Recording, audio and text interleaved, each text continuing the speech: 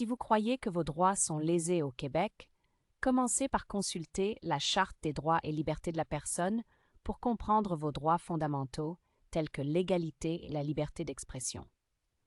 Il est souvent recommandé de tenter une résolution amiable avec la personne ou l'organisme concerné, avant de consulter un avocat spécialisé ou un organisme d'aide juridique pour évaluer vos options.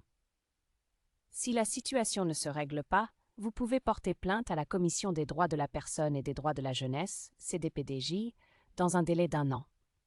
En cas d'inefficacité, un recours judiciaire devant les tribunaux, comme le Tribunal des droits de la personne ou la Cour supérieure, peut être envisagé.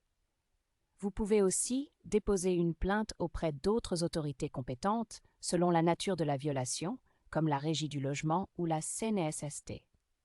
Il est important de garder une trace de toutes les communications et documents relatifs à la plainte. Si ces démarches ne donnent pas de résultat, il existe d'autres recours pour faire entendre votre voix. Vous pourriez contacter des organisations de défense des droits humains comme la Coalition des droits de la personne ou Amnesty International qui peuvent aider à médiatiser votre cause. Vous pouvez aussi porter la situation à l'attention des médias locaux ou des journalistes spécialisés dans les droits humains.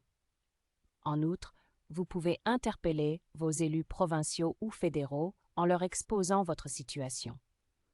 Des lettres ouvertes ou des pétitions publiques peuvent aussi être des moyens efficaces pour faire pression.